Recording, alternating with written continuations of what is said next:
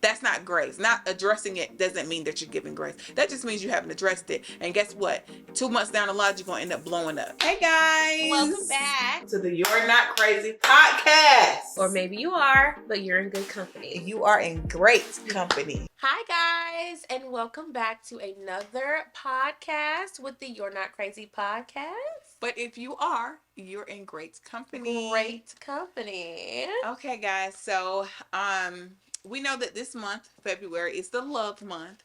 And so, which is crazy to me because I feel like we should be showing love every month. But we know that this is what the world has, well, not even just the world, our nation has dedicated as the love month. So we wanted to kind of talk along those lines. And what I kind of heard God saying was asking the question of, and sorry, if you're new here, my name is Tam. And I'm Anna. Yes, sorry, guys. I have to remind myself of that because we do have new people that's coming on and viewing. Yes. Welcome to the You're Not Crazy podcast. But what I heard the Lord saying was to talk about what love has taught us. And so I just kind of I'll kind of start there since it's kind of right at the forefront of my mind. But what love has taught, and what I mean by that is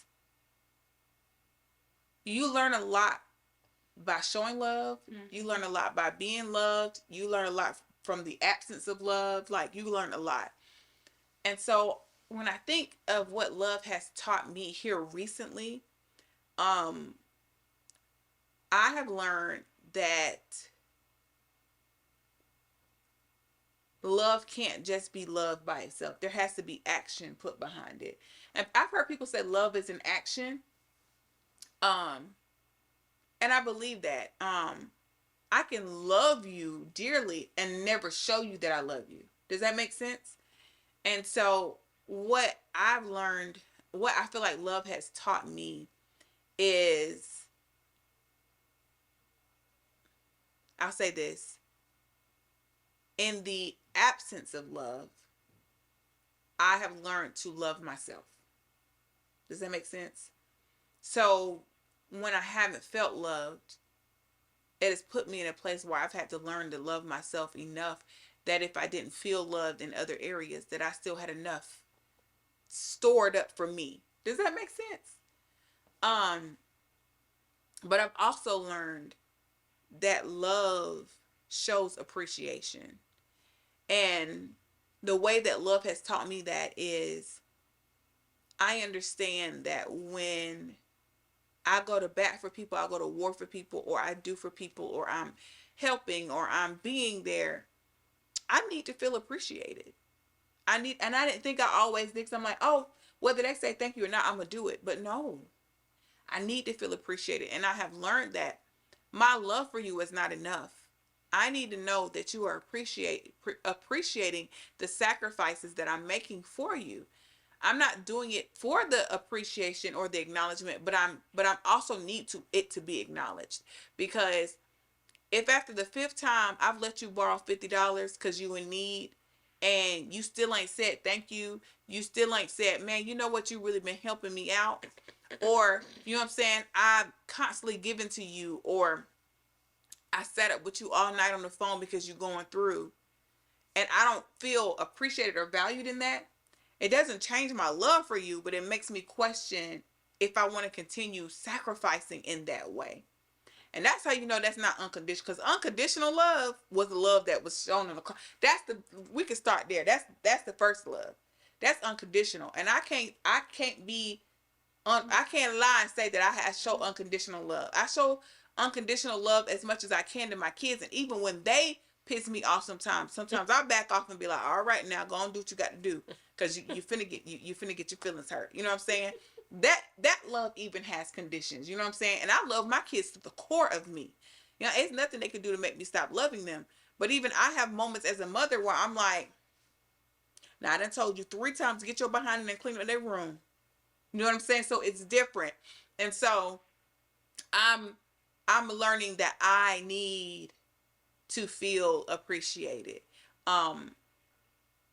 And I think it's just because now my time and my time is so limited now that if I'm going to take time out of my schedule away from my family, away from my husband, away from my kids, and pour that time into you for whatever it may be, even if it's just me stopping by your house to drop something off for you, that's still time that I took away from things that are priority in my life.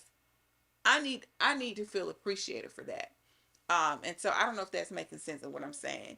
Um, Love has also taught me um, to humble myself. Love has taught me that even in an argument with my husband, and I use him as an example because that's probably the person I argue with the most. I'm not a very argumentative person at all. But my husband, if there's a situation and he's made a mistake and it has affected us as a household, love has taught me to humble myself to say, okay, he made a mistake, a big mistake, but he's working on fixing it. He feels bad about it. And I don't have to be haughty and arrogant to go, see, I told you. Or look at what you did. You messing this stuff up. Love has taught me to humble myself to say, okay, he needs grace in this moment. He needs to feel loved and appreciated despite the fact that he made a mistake, because we all do. Um, Love has taught me what it means to forgive. I was holding a grudge with a very prominent family member. And I didn't realize that that grudge was there until some things resurfaced. And I realized that I was angry. I mean, angry to the point of, I don't want nothing else to do with you. I'm done with you. I don't want to talk to you no more. Um, and and when I say, this is very, because I feel like I'm scatterbrained right now, but this is very metaphorical in a way, because while I'm talking about love, the action, I'm also talking about love Jesus, God. God is love. Come on, somebody. And so when I say what love has taught me, I'm also talking about what God has taught me. And when I say that I had to learn, love taught me to forgive, because I had to get to a place where I understood that, first of all, nobody's perfect. People make mistakes. And because I went through so much of my life being hurt by mistakes of other people, I began to put pressure on those in my circle who was closest to me to be perfect. And I didn't realize I was doing that until I started realizing that every single thing they were doing was upsetting me. Every single thing they were doing was upsetting me. They didn't have any grace with me. And although I thought I was extending grace, I just was just not saying anything. Mm-hmm. That's not grace. Not addressing it doesn't mean that you're giving grace. That just means you haven't addressed it. And guess what? 2 months down the line, you're going to end up blowing up. And so Holy Spirit really had to deal with me on that and teach me, okay, you know what? You are not what you think you are. You've not done what you said you was going to do, and you're not where you think you are. You are still holding a grudge. You are still not forgiving this person. You are still angry. You are still bitter. You are still jealous. You are, whatever that emotion is, you are still envious. You're still dealing with these things. You have got to do the work necessary. And that's where love comes into play. If I love you, I'm going to put in that work. I love my son. So when he wakes up in the middle of the night, I'm going to get up even though I'm tired and I'm exhausted. I love my husband, right? And so even when he makes a mistake, I'm still going to stand by I'm going to stick beside him. I'm going to stick beside him. So I hope what I'm saying makes sense. And I mean, that could be expounded upon, but what has love taught Anna? I think with love comes correction. And I think with that, they go hand in hand, because you're more likely to receive that correction if it comes from a place of love. Mm-hmm. But I think love will reveal things to you that either you need to address within yourself or maybe address with someone else. But when you're coming from a place of love, or if there is love within that relationship, then you won't allow it to keep going in the negative direction that it's going because you love it so much. Right. So that's what I mean by, with love comes correction, and it's not always a correction that has to be hurtful or harmful. It can just be like, hey, I love you enough to tell you, like, that's not okay. Right. Or I love you enough to tell you that you have a booger in your nose. Like, it really can, like, I know that sound, but it's like there is, because I love you enough, I'm willing to possibly make myself feel uncomfortable with saying something so that you know what is going on, or that you can make the adjustment or whatever. But for myself, I think love has taught me that it is okay to not be okay. Because I have spent many years of my life not being okay and thinking that I was, well, no, knowing that I wasn't okay, but not knowing with what or how to express it, and not feeling like I had a safe place to fully not be okay. I think for me personally, our first, it wasn't just a year, but like our marriage at the beginning was difficult because my husband loved me and was safe for me. So I emptied everything, if that makes sense. So he got it all, the good, bad, and a whole bunch of the ugly. Because for years, I did not show anyone those pieces of me. And so he saw the insecurity in its state, not just like a moment of insecurity. Like, he saw insecurity, like he saw not being enough. He saw everything, because he, and still is, was a safe place for me, because I felt like the love was there enough to where I felt like I could be myself, but I loved him too much to not show him my full self. I felt like if I didn't allow him to see all of the ugly places, that I was not only being a fraud, but I was being unfair to him. Because one thing that I did not want is for anyone to be able to say something to my husband about me or whatever, and he not know me truly for who I was. I was watching an episode of a talk show that I loved, and one of the hosts was saying that her mother never wanted to be able to never wanted to hear anything about her children, and not know that that was either true or false about her child, because she wanted to see all parts of her child, good, bad, and the ugly. She wanted her children to share the good, bad, and ugly with her, so no one could ever say anything or bring anything to her and it be like, what, she'd be like, oh yeah, that she probably did do that, or be like, my daughter would never do that. I know you're lying, because she would never do that. And I thought that was a beautiful thing, and I realized that that was something that I was doing with my husband unintentionally, but intentionally, if that makes sense. I wasn't coming from that place. I just felt like, for me at that moment, it felt like I can finally just open the door. Like, oh my God, I've been keeping all of this pent up for so long. And I think what made it so ugly in that first year or three of our marriage was that I couldn't put name to those things. So I didn't know what I was feeling or whatever. I just knew That's the worst. that, yeah, I just knew it was something, right?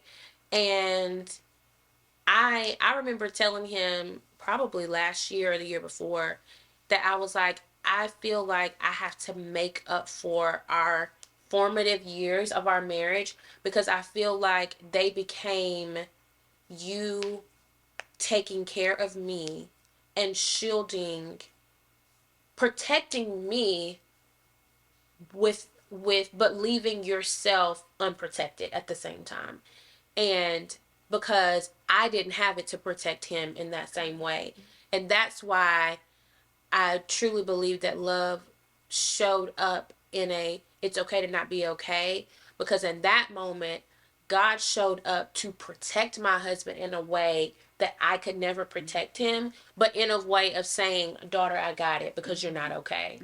Be healed. I got him. And I'm not gonna, I mean, it wasn't perfect, y'all. Like, there's still things that, like, because of that, my husband and I are healing through things because it was tough. Like, our first 3 years of marriage were tough. And it wasn't just that, it was going through that behind closed doors, just me and him, like, literally, like, feeling like we're in the wilderness, like, just duking it out every day, not necessarily with each other, but just fighting for our lives in those first 3 years of marriage. To where, but in the midst of that is when some of the biggest changes in our life happened. We got pregnant in our first year, and not just pregnant with one, but with twins. And we both was looking at each other like, what did you do to me? Because, like, okay. And then before they turn one, his mother passes.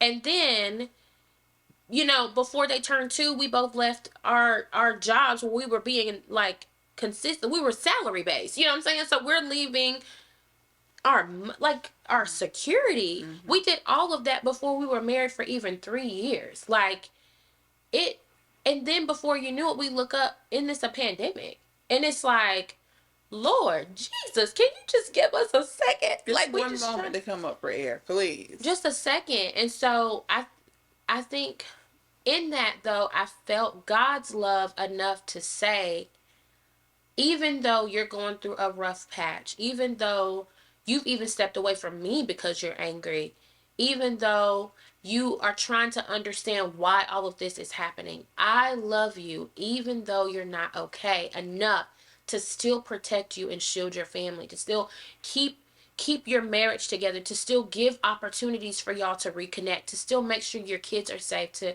like, meet needs that we didn't know needed to be met. Like, I remember after our baby showers, which we had like 4, unintentional, only 2 of them were planned. But we got so much stuff. And I remember, like, one day being aggravated because I was like, we got all this stuff. Our house is not big enough for all this stuff. We had stuff everywhere. There was one room that it was just stuff everywhere. Not knowing that those very things we were going to need when we both left our jobs, when we both, like, all of those. And so it's like, God loved us enough that even when we had no idea what was gonna happen, he loved us enough to shower us almost 2 years in advance.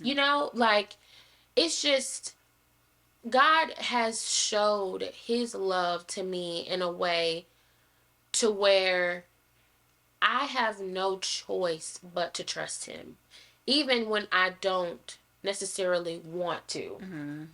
Even in moments where I want to figure it out for myself or feel like he's not moving fast enough.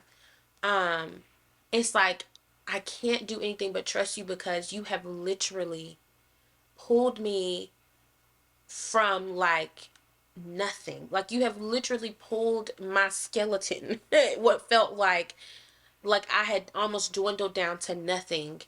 It's like he literally still loved me enough to pick up the pieces of what was left of me and put it back together, and gave me the grace enough that through all of that kicking and screaming, he still was like, it's okay, but I love you. Like, I'm not letting go of you because I love you.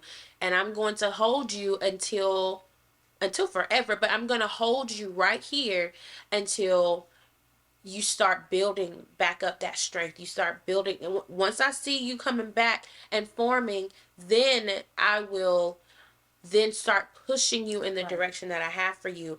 But that is love. That is grace. Like, that is something that I don't think I would do for myself. I didn't do it for myself. Like, I'm saying, like, I didn't do that for me. I didn't give myself that grace. And I am now, I want my children to feel just a fraction of that from me. Um, and I know you mentioned like on the last episode about like motherhood being like, a spot that you feel like you're struggling in. If I'm honest, I don't know that there's going to be a moment where we don't feel like we're struggling in motherhood. And I say that because the way, okay, we master mothering, 6 year olds or a 9 year old or a 2 year old or a 4 month old. We master that. But what happens when they turn 7? What happens when they turn 10? What happens when he turns 1, right? So it's like the way that we mother is going to shift and change. And so I I found myself wanting to mother them for who they would be. And a lot of like what I would do is I just want them to feel confident enough. I'm trying to do things now at 3 to where they feel, well, they're 6 now, but I wanted to do things good enough at 3 to where at 15 they felt comfortable coming to me, right? And where that is a positive, I think I also put the pressure on me to be so perfect now, not knowing that there were things that I was missing about them now that they needed me present for a 3 year old and for a 4 year old, not present in that I'm trying to get something into them, so focused on just trying to get something into them for them to be 15 that I forget to mother the 3 year old. And I'm really struggling through that now, with having to mother them, because even though I have 2 6 year olds, they are the complete opposite in every way imaginable. So I find myself trying to figure out how to mother 2 6 year olds and a 2 year old in a way that is present for them now, but still builds the foundation for them later. And it's hard. It takes work. It takes a lot of work and a lot of discipline and a lot of energy and a lot of everything. But I also am trying to show myself the same grace that God showed me, and that I um I wasn't he had to love me and parent me where I was at that moment. If he would have parented and loved me at that broken stage for where I am now, I wouldn't have received it because that's not where I was. Right. And so love for me has taught me to love has taught me that it's okay not to be okay, and most importantly, to be present, to prepare for the future, but also be present in the present. Because there's some things that maybe I'm thinking is going to happen in the future that may never happen. You know what I'm saying? Like, I may never have to worry about my children sneaking out. I may never have to worry about my children coming home drunk or them being around drunk friends. I may never have to worry about that. I don't know. So why am I so pigeonholed on, like, I want to make sure that if they ever find themselves in this situation that they're da-da-da. It's like, okay, but they're struggling now with making friends. Like, they're struggling now with not feeling left out because they're not reading like everybody else. So who cares? If you teach them that they can come and speak to you about anything, you have to teach them that they can come and speak to you about anything when they're 6. Right. And that lesson will carry. Translate. Yes, that will translate, not the extra. So when they want to come and talk to you about nonsense and about nothing, still be open to listening, or at least being verbalizing them to them enough to say, "Hey, mommy can't talk to you about that right now, but hey, I'm really looking forward to you telling me about that in about 30 minutes. I'm gonna put on a timer. When the timer goes off, it's me and you." You know what I'm saying? And so, but that still sets that same precedent that you can come talk to me about anything, whether it's something that's bothering you or whether it's something that seems so insignificant to my life right now, but it's significant to you because you're 6.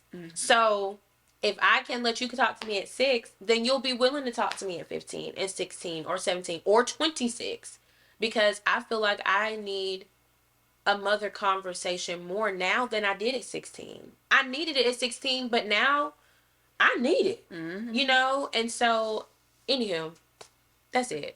I'm gonna stop talking. I just pictured you when you said at 26. I just pictured you with like a with silver hair and but still looking like the skin still flawless and just like. So you need to talk. Yeah.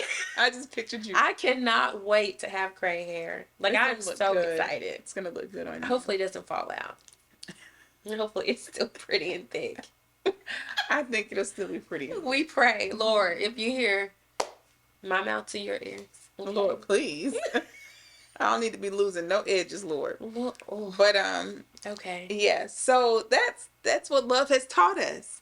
So comment below. Let us know what love has taught you. What have you Please. learned? What has love taught you? Because we understand that the greatest of these, the greatest love, was when the Lord sent His Son, so that we can walk in freedom.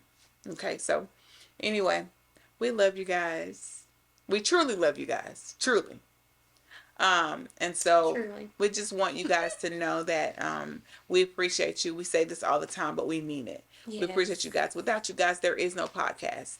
Which, by the way, all of our episodes up until the last two are on all platforms. I think Spotify and Apple. Mm-hmm.